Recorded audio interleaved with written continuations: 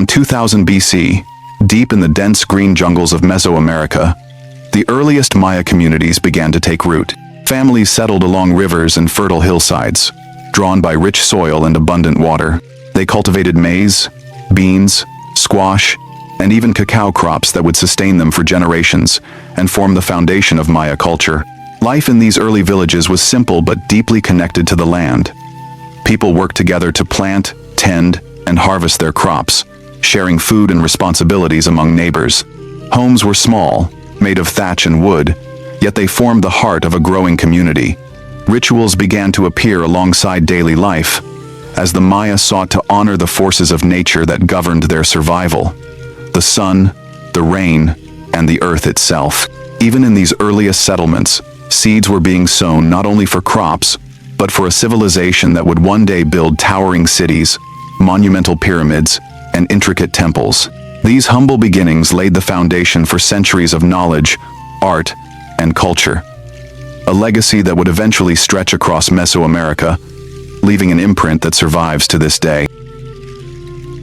As the Maya villages grew, the people began to see the world around them not just as land to farm, but as a sacred landscape filled with spiritual meaning. Caves, mountains, rivers, and even ancient trees were believed to connect the living with powerful gods and ancestors. These natural features became sites for rituals, offerings, and ceremonies. Shaping the spiritual identity of the Maya, farmers would honor the rain gods before planting their crops, seeking blessings for fertile soil and bountiful harvests.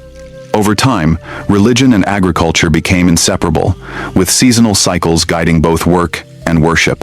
Communities built small shrines near rivers or atop hills, where priests and elders performed rituals to maintain harmony with the divine forces of nature. These sacred practices laid the foundation for more elaborate ceremonial centers that would later rise across Mesoamerica. In every harvest, every offering, the Maya were learning to read the rhythms of the natural world, preparing themselves for the monumental achievements that would define their civilization in the centuries to come. As the centuries passed, Maya villages began to grow larger and more complex.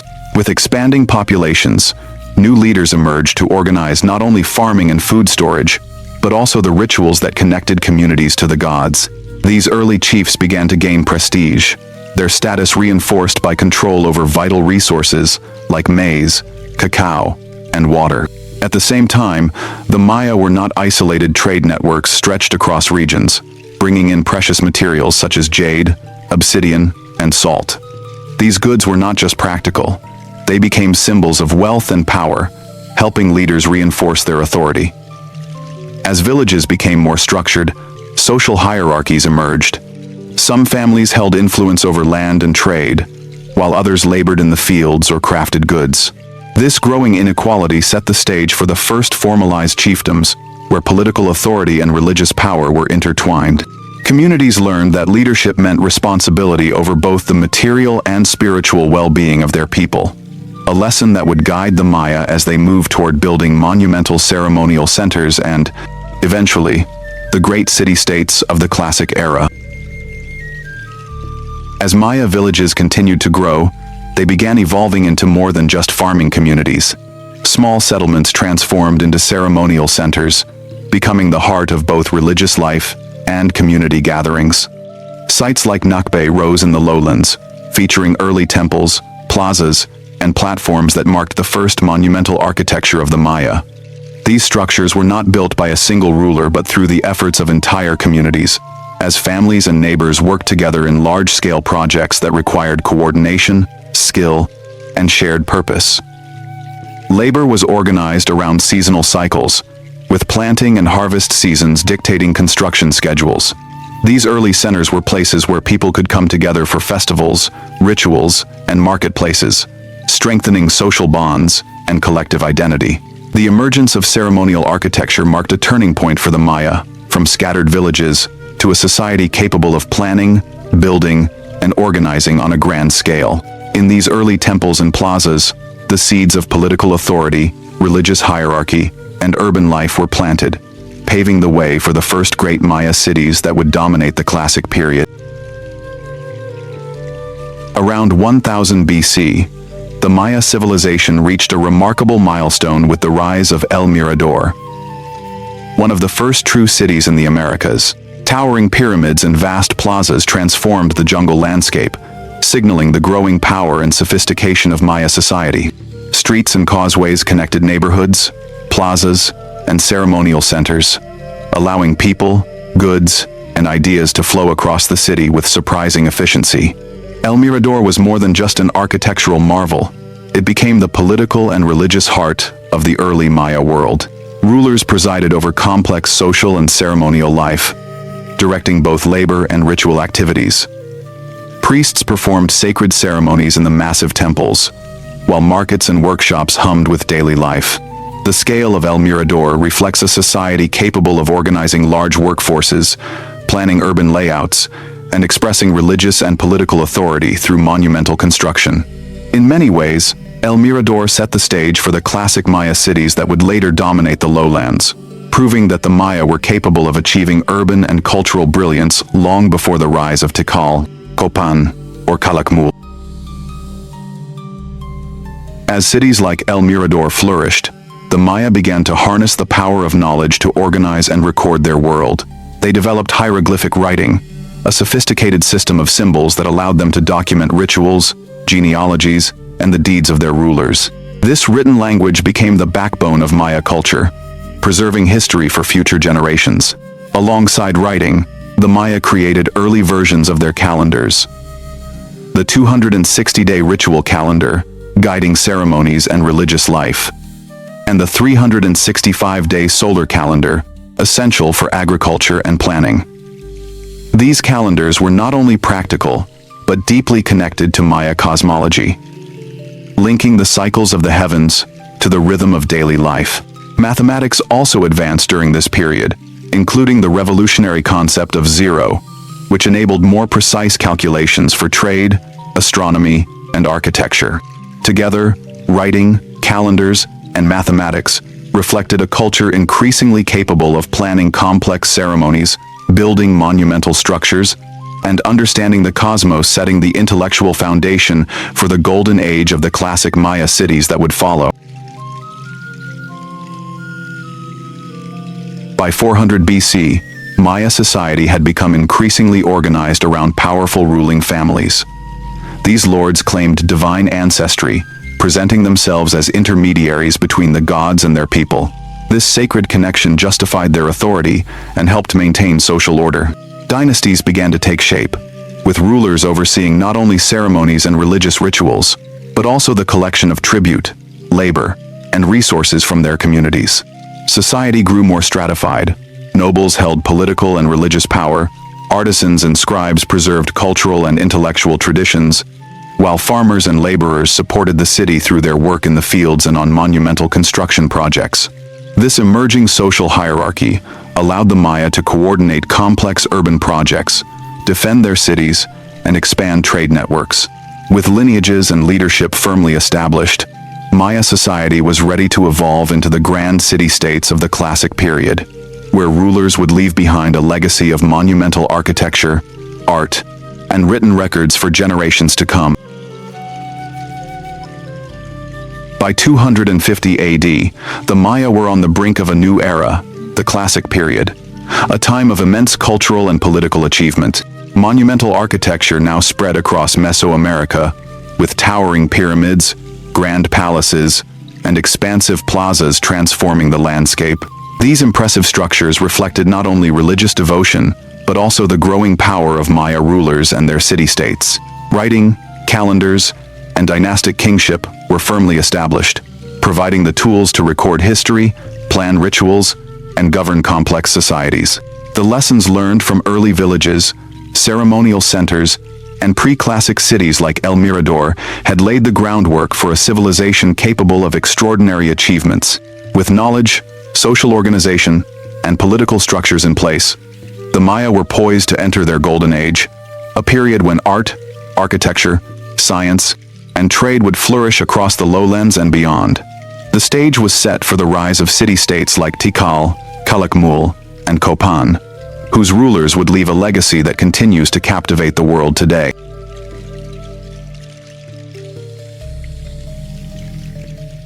By the year 250 AD, the Maya world was on the brink of a great transformation. For centuries, their ancestors had lived in small farming villages, raising maize, beans, and cacao, and slowly learning how to build ceremonial centers. But now, that foundation would give rise to something far greater. Across the jungles of Mesoamerica, scattered villages began to grow into powerful city-states. Populations swelled, farmland spread further into the forests, and leaders claimed divine authority to rule. In these cities, religion and politics were inseparable. Kings were not just rulers, but sacred intermediaries between the gods and their people. Towering pyramids, plazas, and palaces reshaped the skyline, symbols of power meant to inspire awe. At their base, thousands gathered for rituals, festivals, and offerings, binding entire communities together in shared belief. This was the dawn of the classic age of the Maya, an era of ambition, creativity, and competition.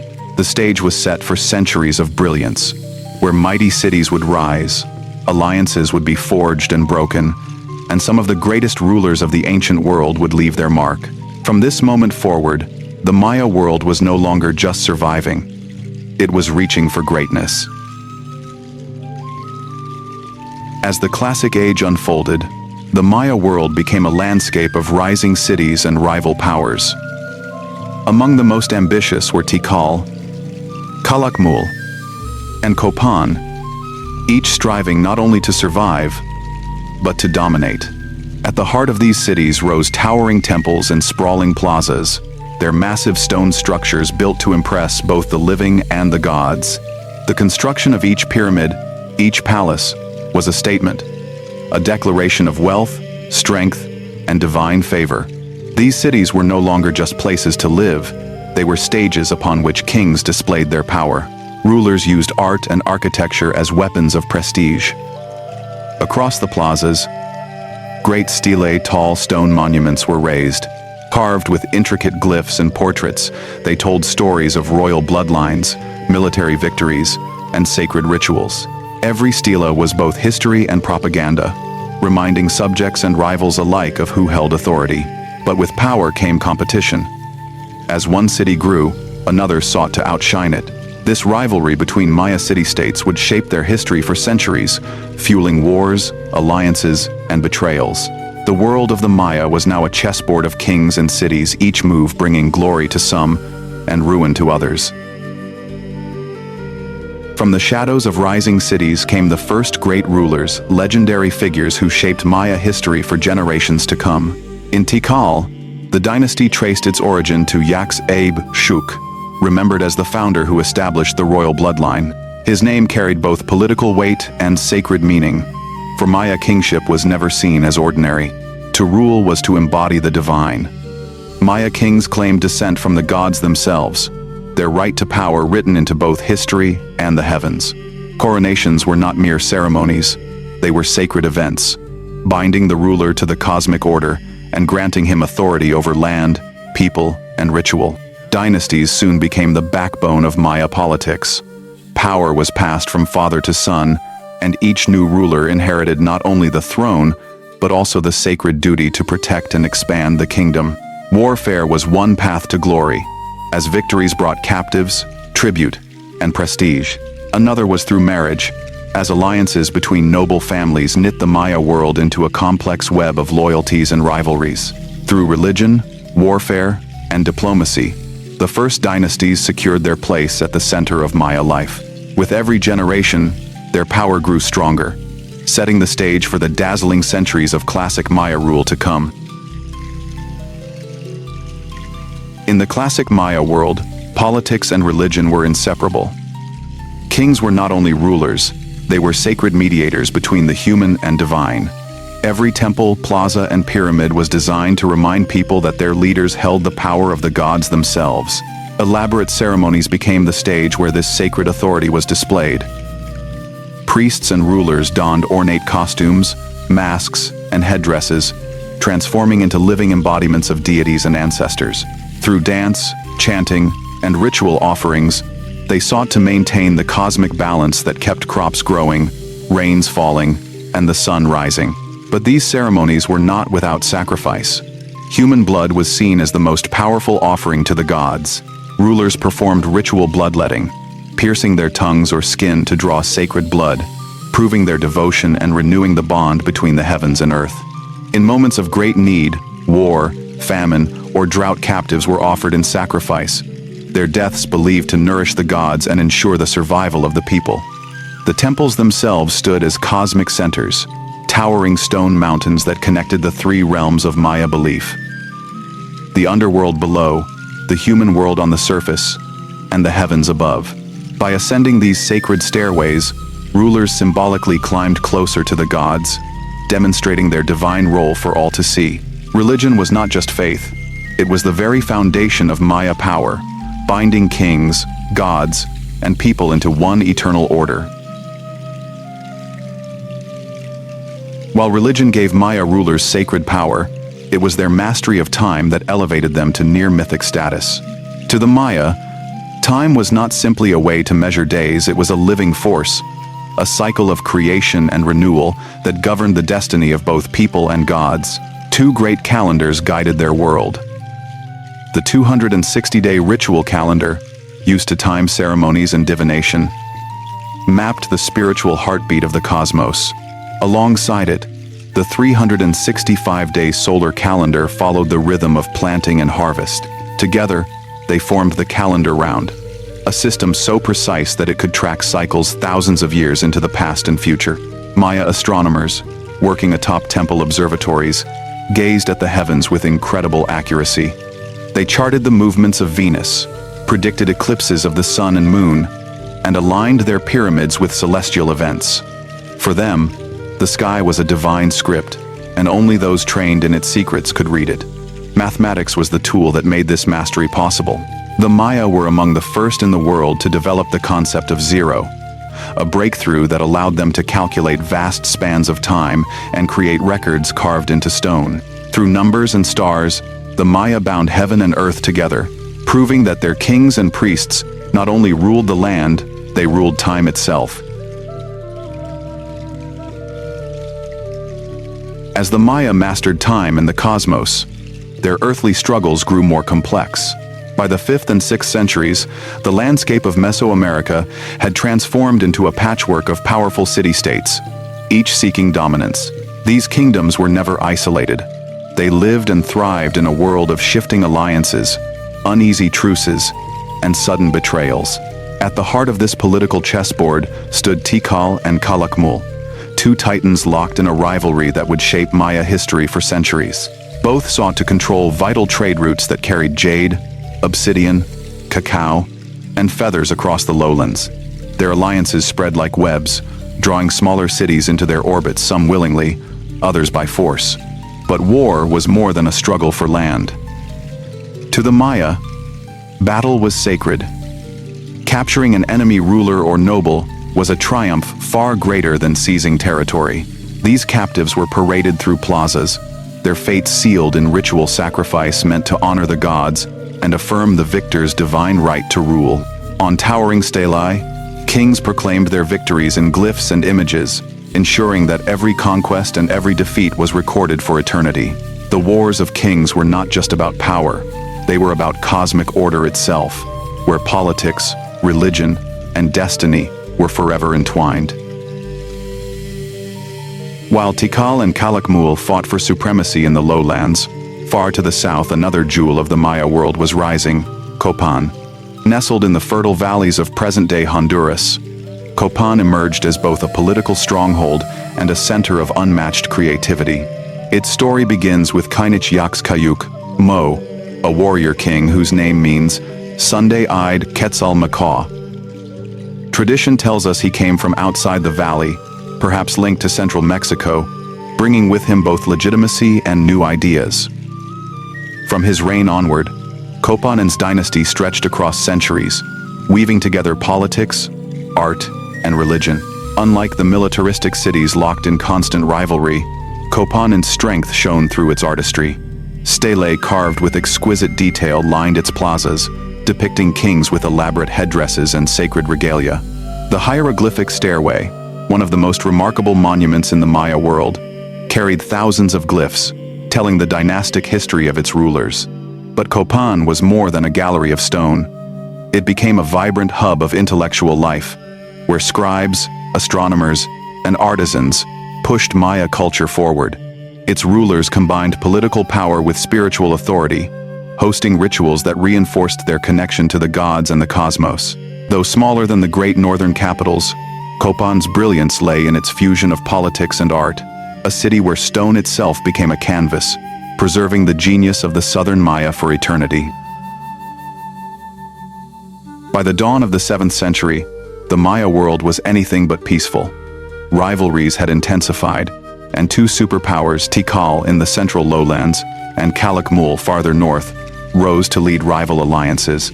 Their struggle would shape the destiny of nearly every city-state in Mesoamerica. Kings and queens turned their cities into stages of power. Towering pyramids reached higher into the sky, crowned with temples that proclaimed divine authority. Vast plazas filled with monuments carved in stone stelae that told stories of victories, royal lineages, and cosmic legitimacy. To stand before one was to be reminded of both human achievement and the gods who sanctioned it. As warfare escalated, politics grew more complex. Some cities allied with Tikal, others with Calakmul, while places like Copan navigated these currents with diplomacy and artistry. Every battle, every alliance, and every marriage between royal families reshaped the fragile balance of power. Yet even in this age of rivalry, creativity flourished. Astronomers refined their calendars, artists sculpted ever more intricate designs, and architects envisioned cities that seemed to mirror the heavens themselves. By around 600 AD, the Maya stood on the threshold of their golden age, a time when culture, science, and political ambition would reach dazzling new heights. The stage was set for centuries of brilliance, but also for conflicts that would determine the fate of entire kingdoms.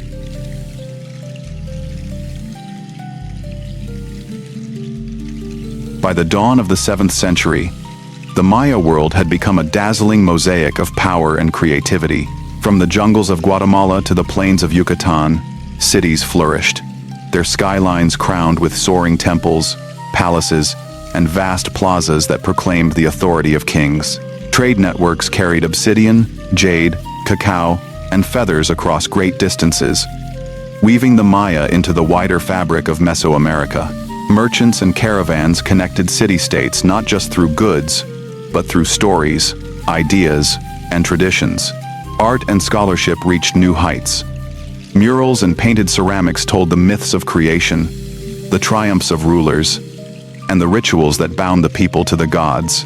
Scribes filled folding books made of bark paper with hieroglyphs preserving history, astronomy, and prophecy for generations to come.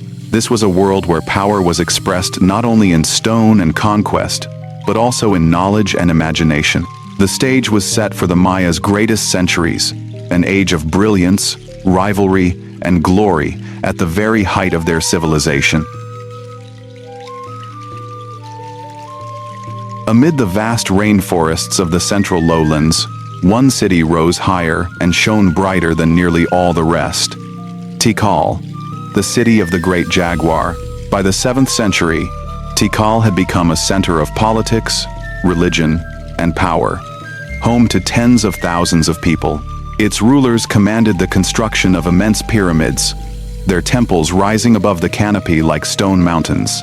At their feet, wide ceremonial plazas bustled with markets, rituals, and festivals that bound the community together under the watch of the gods. The dynasty of Tikal was strengthened not only by warfare, but by careful diplomacy. Marriage alliances tied its kings and queens to other noble houses, weaving a network of loyalty that extended across the Maya world. Each ruler carved stelae in stone, proclaiming victories, ancestry, and divine favor, reminders that their authority was rooted in both blood and the heavens. Tikal's influence stretched far and wide, setting the stage for rivalries and conflicts that would shape the very destiny of the Maya.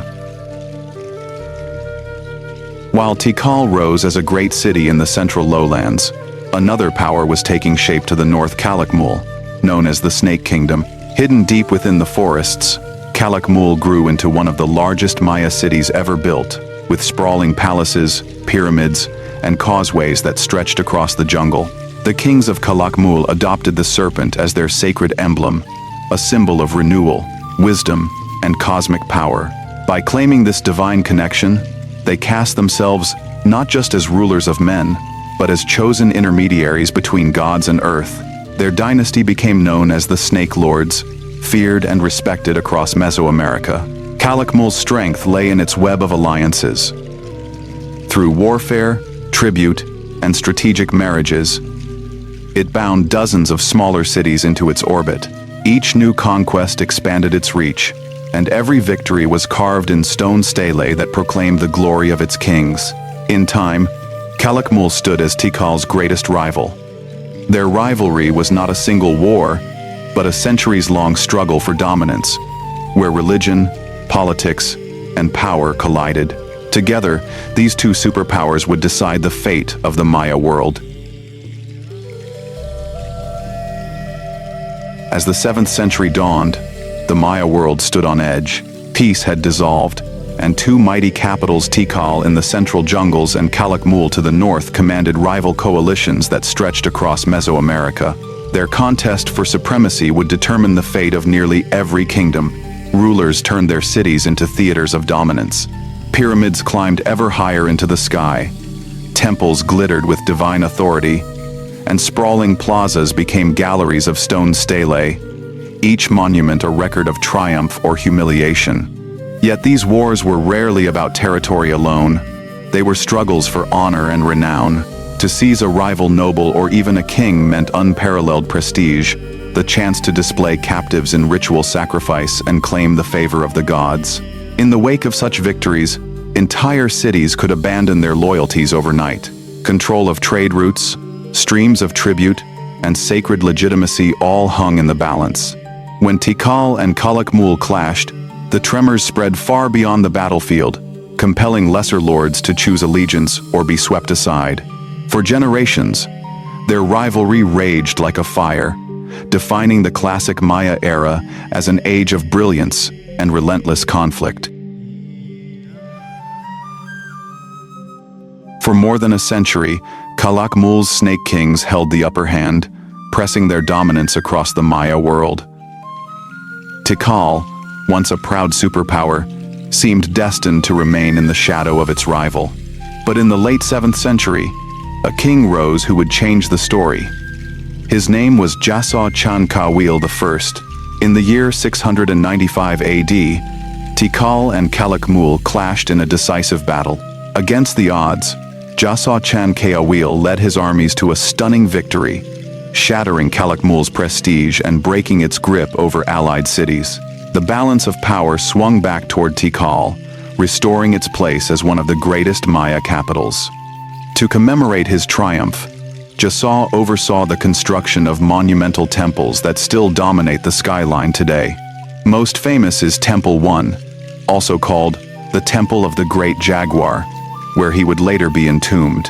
These towering pyramids stood not only as symbols of victory, but as eternal testaments to Tikal's revival under his reign. With Jasaw Chan Kawil, Tikal reclaimed its destiny, and the rivalry with Calakmul entered a new chapter of brilliance and bloodshed.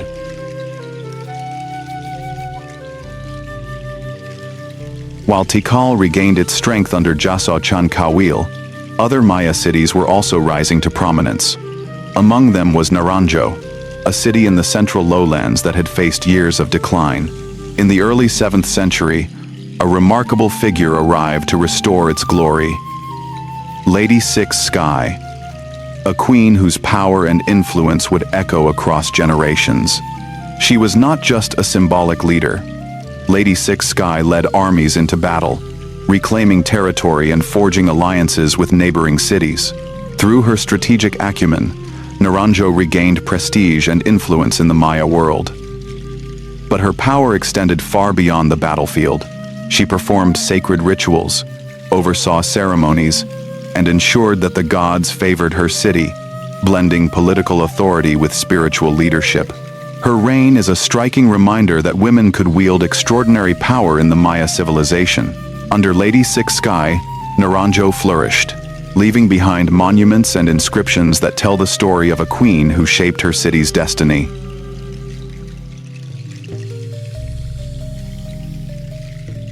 As Maya cities thrived under powerful rulers like Lady Six Sky, their world was shaped not only by politics and war, but by a profound understanding of the cosmos.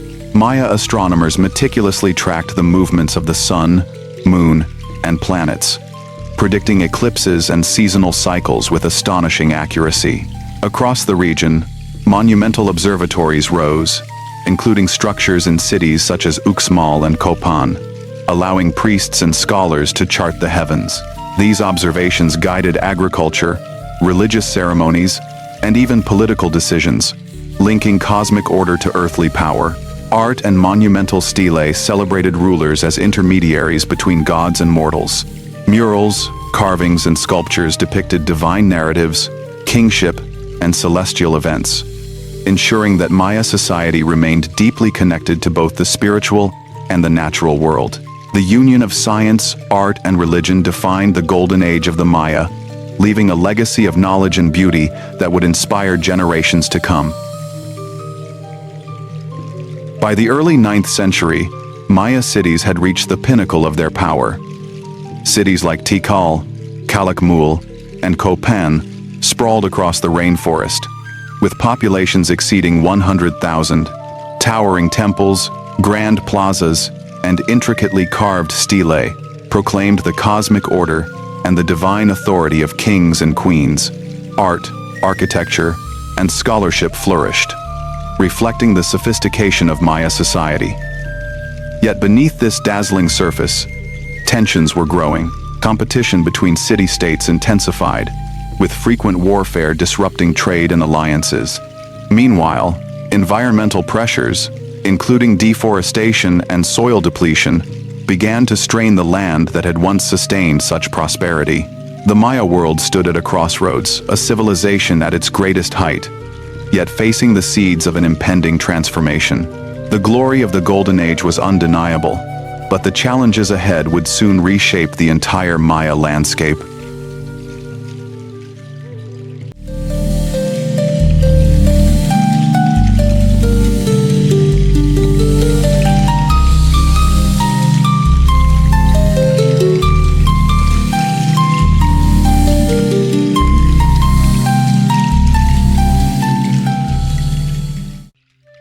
By the late 8th century, shadows were beginning to fall over the great Maya lowlands.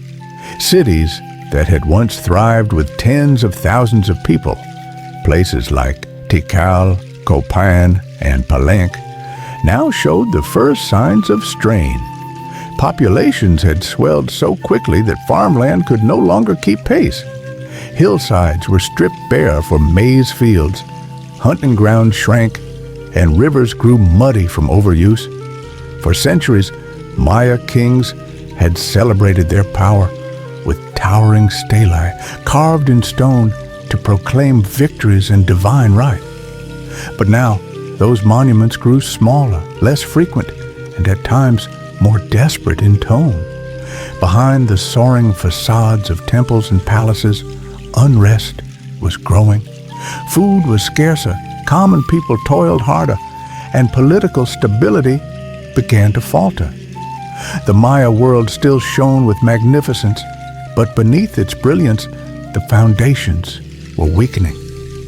These were the first cracks in an empire of time and stone, a prelude to the storms yet to come. As resources grew scarce and cities struggled to feed their people, rivalries between Maya city-states only deepened. What had once been occasional clashes now turned into cycles of near-constant warfare. Each king sought to outshine his rivals, not just by expanding territory, but by demonstrating power through conquest.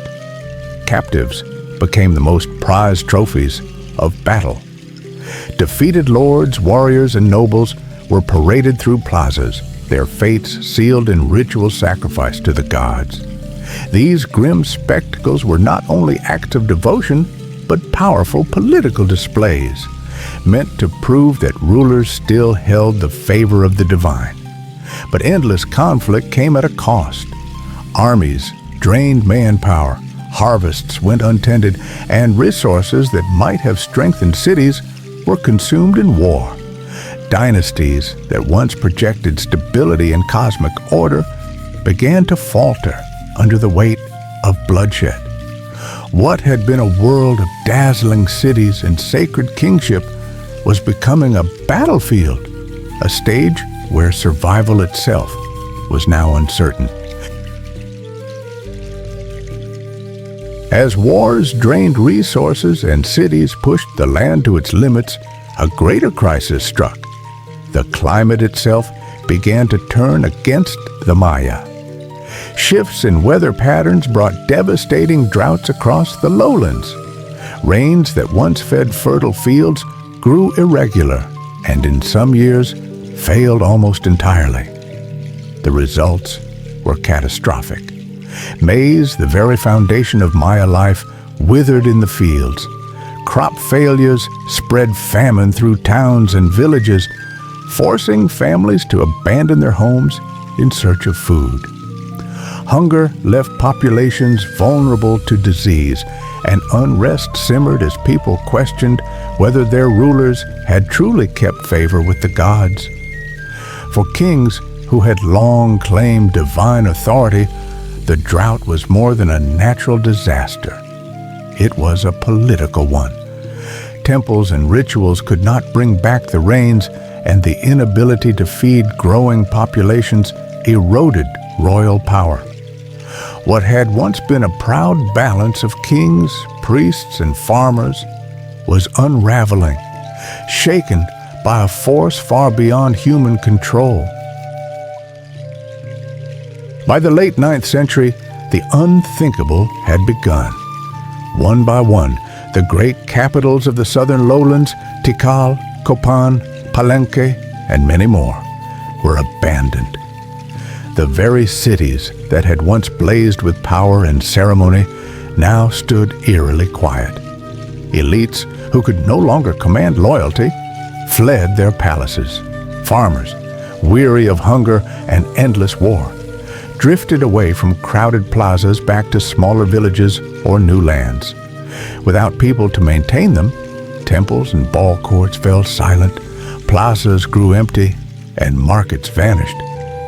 In time, the jungle began to reclaim what had been humanity's triumph. Roots pushed through stone walls, vines wrapped themselves around towering pyramids, and once great cities disappeared beneath a canopy of green. For centuries, these places had been the beating heart of Maya civilization. Now, they stood as empty monuments to a vanished order, their silence a reminder that even the mightiest cities can fall. As the great cities emptied and their temples fell silent, the royal dynasties that had ruled them for centuries began to collapse. Kings who once traced their ancestry to gods and heroes found their authority unraveling. Without thriving cities to sustain them, their power became little more than ceremony. In place of mighty rulers, smaller lords and ambitious warlords rose to prominence. Local leaders controlled fragments of territory, but they lacked the resources and prestige that once united the Maya world.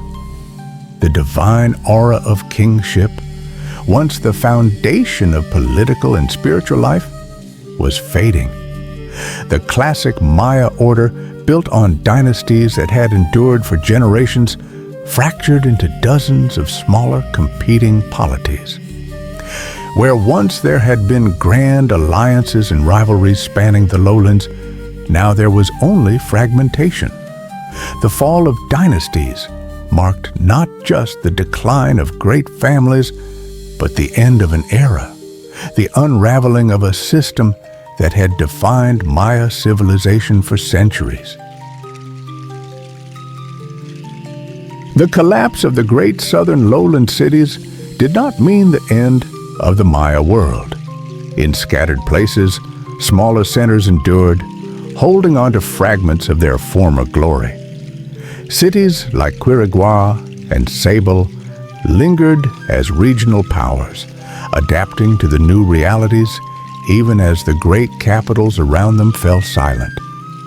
Farther west and into the highlands, communities found ways to survive in harsher times. Farmers adjusted their methods, terracing hillsides and relying on diverse crops to withstand unpredictable weather. Their cities were smaller, their monuments less grand, but the heartbeat of Maya tradition continued. Trade, too, never fully disappeared. Though the great networks had fractured, goods like jade, obsidian, and cacao still moved along smaller routes, linking distant villages and towns. Rituals were kept, calendars preserved, and stories of the gods passed from one generation to the next. These survivors ensured that Maya culture, though battered, would not vanish. In the highlands and scattered cities, the embers of a great civilization still glowed. As the great cities of the southern lowlands fell into silence, the story of the Maya was far from over. In the north, new centers of power began to rise, carrying the torch of civilization into a new age. The Puuc region, with cities like Uxmal, flourished. Its elegant palaces and intricately carved facades revealed a fresh style of architecture, blending artistry with resilience. At the same time, Chichén Itzá emerged as a force unlike any before. Expanding rapidly, it became not only a vast urban center, but also a place of powerful ceremony and pilgrimage. Its towering pyramids and sacred cenotes drew people from across the Maya world, making it a hub of both politics and spirituality. Though the south had declined, the north now burned brightly. Trade routes shifted, rituals adapted, and new dynasties rose to claim divine power. The Maya world was changing, but it was not ending. Instead, its energy and influence were shifting to new horizons. By the dawn of the 10th century, the age of the classic Maya had come to an end. The great southern cities, once alive with kings, ceremonies, and bustling markets, now lay abandoned beneath the jungle canopy. Their towering temples and plazas, silent and overgrown, stood as monuments to a vanished world. Yet even as the south declined, the story of the Maya was not over. In the north, cities like Uxmal and the mighty Chichén Itzá flourished, blending ancient Maya traditions with new influences from beyond their lands. Their architecture, rituals, and political structures showed a civilization transforming, adapting to a changing age. The classic period had closed, but Maya culture endured. The world was entering the post-classic era, a time of reinvention where old legacies would be carried forward in new forms. The brilliance of the Maya was not lost. It had simply taken on a new shape.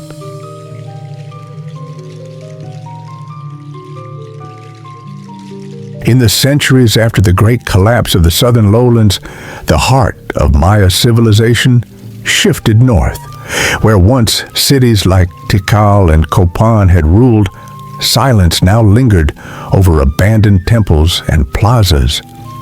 But in the Puuc Hills and the flat plains of Yucatan, new centers rose to carry forward the legacy. Uxmal flourished with intricate palaces of stone, their facades covered in masks of the rain god Chak, guardians of life in a drier land. To the east, Chichén Itzá became a city of power and spectacle, its towering pyramid of Kukulkán casting long shadows across vast ceremonial courts. Here, the Maya drew not only from their ancient traditions, but from the wider world around them. traders carried copper bells, turquoise, and fine textiles from distant lands. Warriors bore influences of Toltec culture, blending foreign gods and rituals with their own. Though the age of the southern kings had passed, the Maya were not a vanished people. They adapted, transformed, and endured. In the north, the story of their civilization entered a new chapter, one of resilience, reinvention, and enduring splendor. Among the northern cities, none shone brighter than Chichén Itzá, the jewel of the north. By the 11th century, its pyramids and plazas had become the stage for religion, politics, and power on a scale the Maya world had never seen. At the heart of the city stood the temple of Kukulkán, El Castillo, a pyramid aligned with the sun itself. During the equinox, shadows formed the body of a great serpent, slithering down the steps to meet its carved head below. To the Maya, this was no coincidence, but a living sign of the god descending from the heavens. Nearby, vast ball courts echoed with the sound of ritual games, where victory and defeat carried sacred meaning. Pilgrims and traders poured into Chichén Itzá from across Mesoamerica, drawn to its sacred cenotes, believed to be portals to the underworld, and to its bustling markets overflowing with jade, cacao, and exotic goods. For centuries, Chichén Itzá was more than a city. It was a beacon of faith and commerce, a place where myths were enacted in stone, and where the Maya reimagined their world in the shadow of Kukulkán's pyramid. Among the gods of the Postclassic age, none captured the imagination more than Kukulkán, the feathered serpent.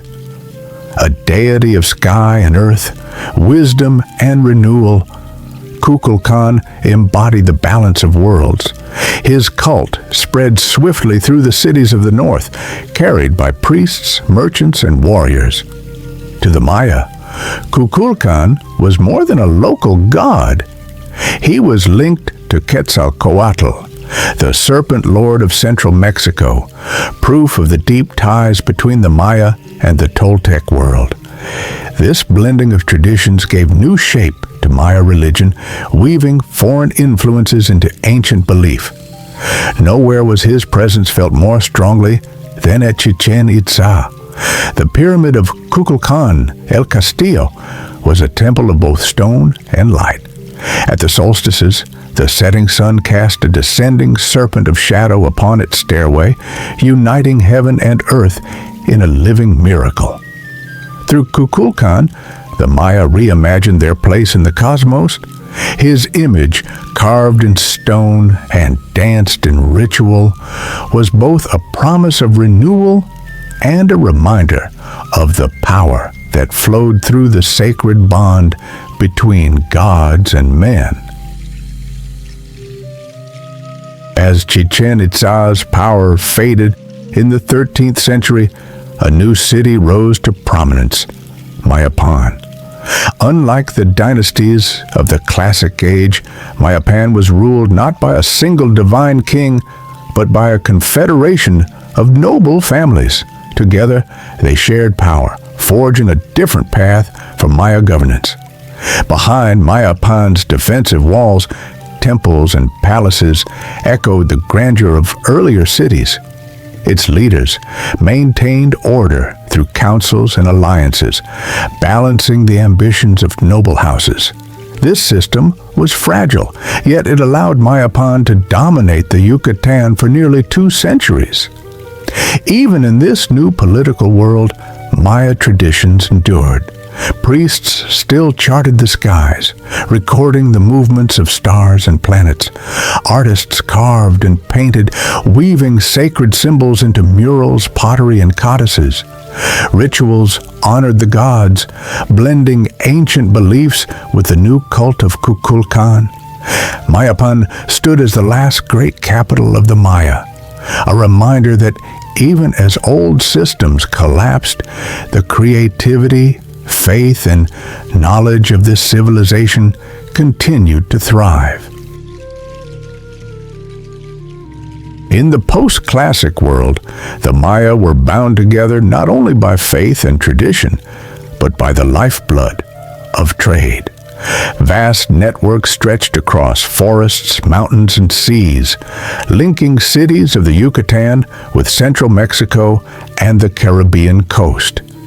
Merchants carried obsidian for blades, salt from coastal flats, cacao for feasts and rituals, and jade and feathers reserved for nobles and gods. These goods flowed along causeways, through bustling markets, and across borders, weaving the Maya into a wider Mesoamerican economy. Along the coasts, seafaring canoes cut across turquoise waters, laden with cargo and paddled by skilled navigators. From Honduras to the Gulf of Mexico, Maya mariners connected distant ports, making their cities part of a vibrant web of commerce. Trade was more than exchange. It was connection.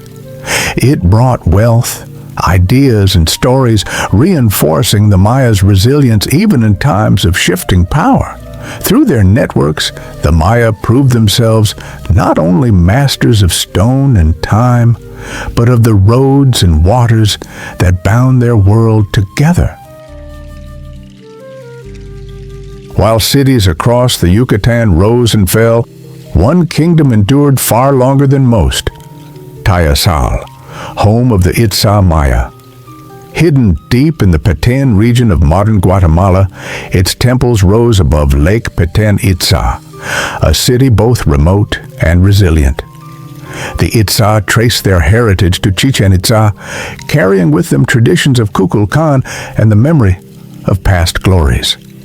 In Tayasal, they preserved the old ways, rituals, hieroglyphs, and ceremonies that had once echoed across the classic cities. Here, kings still claimed sacred power, and the rhythms of Maya life continued largely untouched. As other kingdoms fell under foreign influence, Tayasal stood apart. Traders and envoys came and went, but the Itzá resisted domination, guarding their independence with determination. For centuries, the city remained a beacon of continuity, proof that the Maya world had not vanished, but endured in defiance of time. Tayasal would remain unconquered until the very dawn of the colonial era, the last great stronghold of a people who refused to surrender their traditions or their spirit. By the 15th century, the unity of Maya power was fracturing once more. Great capitals like Chichén Itzá and Mayapan had faded, and in their place rose dozens of smaller city-states, each striving to dominate its neighbors.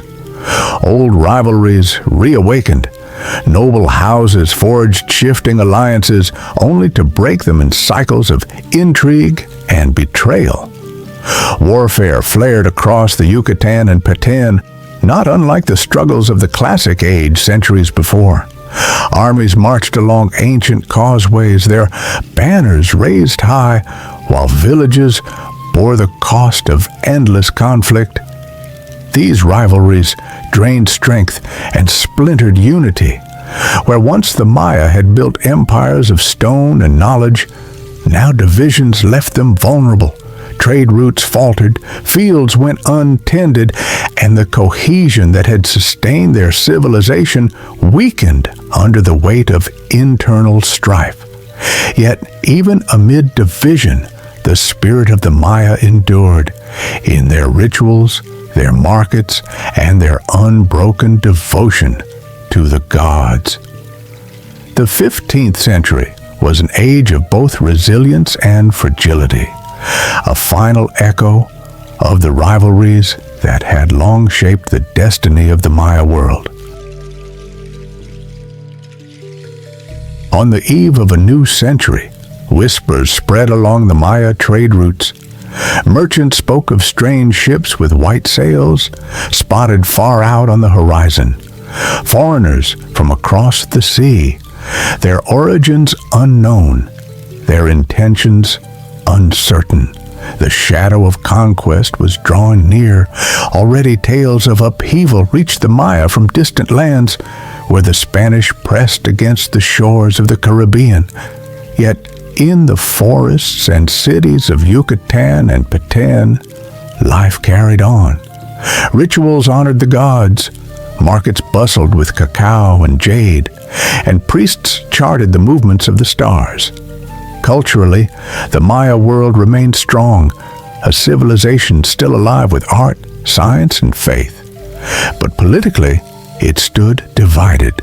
City-states quarreled, alliances fractured, and rivalries consumed energy that might have been turned toward unity. As the 15th century waned, the Maya faced a future clouded by uncertainty. The stage was set for the arrival of conquerors who would change Mesoamerica forever. Yet even in the shadow of the conquistadors, the Maya spirit endured, resilient, unbroken, and ready to face the storms to come.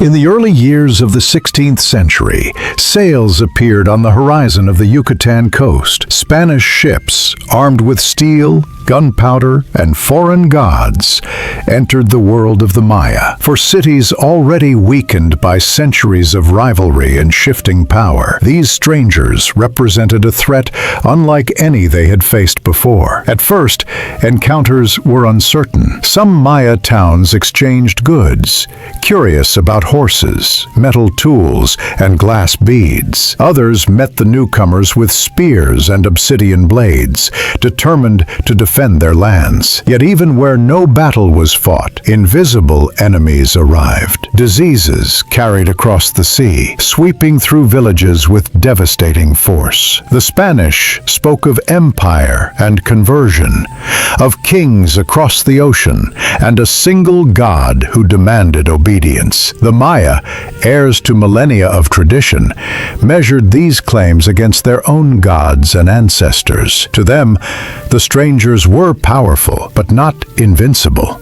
Resistance flared in jungle strongholds, while some rulers offered tribute to buy time. This was the beginning of a clash of worlds: stone cities and steel swords, maize fields and muskets, ancient calendars and Christian crosses. The first contact was not yet conquest, but the tide of history had shifted. The age of isolation was over, and a new, uncertain chapter had begun.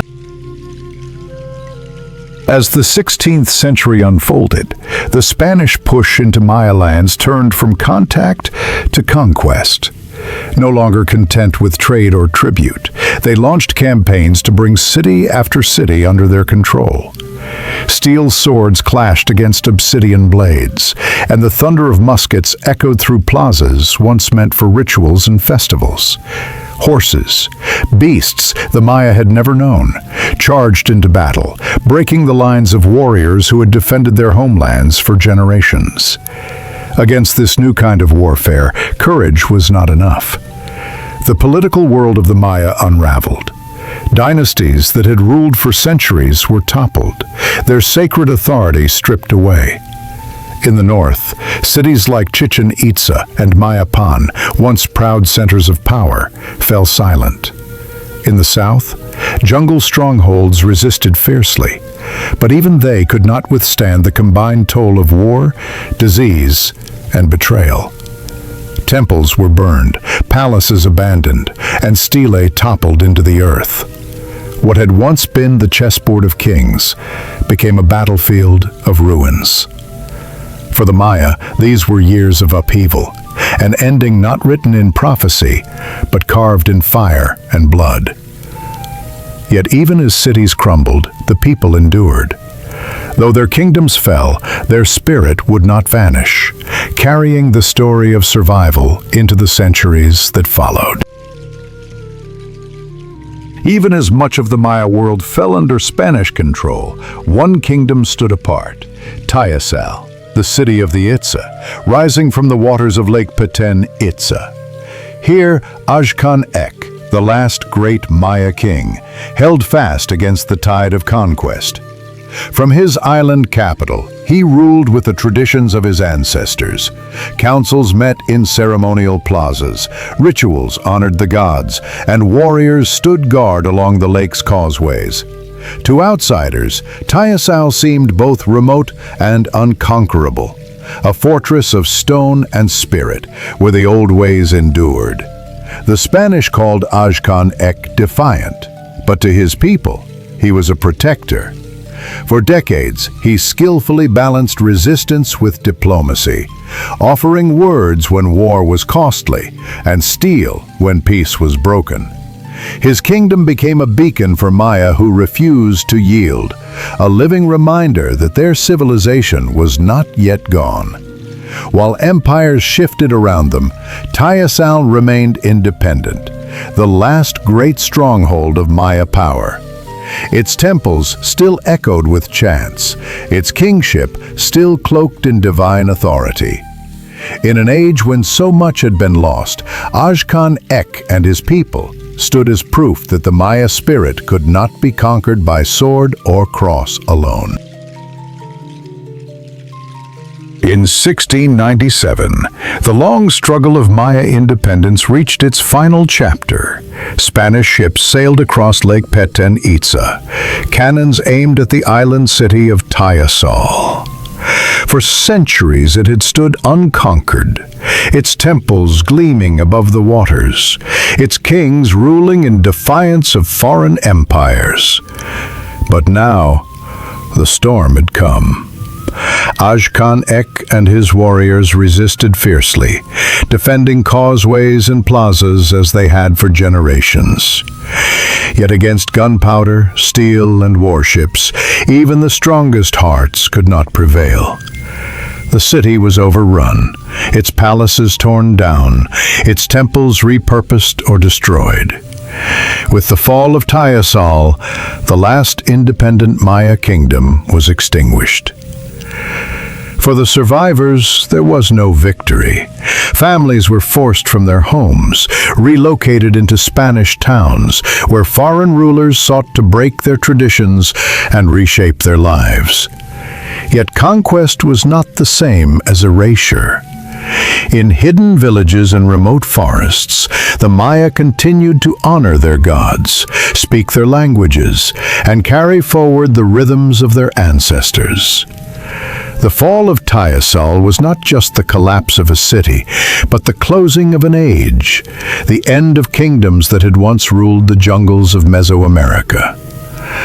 But even in defeat, the spirit of the Maya endured, waiting for the centuries yet to come. Though their cities had fallen and their kings were gone, the Maya people endured. In remote highlands, hidden valleys, and forested villages, their culture lived on, not in palaces of stone, but in the rhythms of everyday life. Maya languages continued to be spoken around hearth fires and in crowded marketplaces, each word carrying echoes of an ancient past. Rituals that once filled great plazas now took place in humble shrines, on mountaintops, and at sacred caves. Offerings of maize, candles, and incense were given to the same gods who had been honored for millennia. Astronomy and the sacred calendar survived, no longer inscribed on stelae or codices, but preserved in memory and passed down through generations. Farmers still looked to the stars and the cycles of the sun and moon to guide the planting of maize and the timing of festivals. Myths of creation, of hero twins, and of gods of rain and corn endured in stories told to children by firelight. For the Maya, survival was more than persistence, it was adaptation. Even under foreign rule, they remained connected to their ancestors, to the earth, and to the sacred order of time. Their culture was no longer an empire of cities, but a living heritage, carried forward in the hearts of their people. With the fall of Tikal, the Spanish crown imposed its order across the Maya world. Churches rose where temples once stood. Priests carried crosses into plazas, and foreign governors demanded tribute and labor. Christianity, new systems of rule, and the weight of empire pressed upon every community. Yet the Maya did not simply surrender their identity. Instead, they adapted, weaving old beliefs into new forms. Saints were honored alongside ancient gods.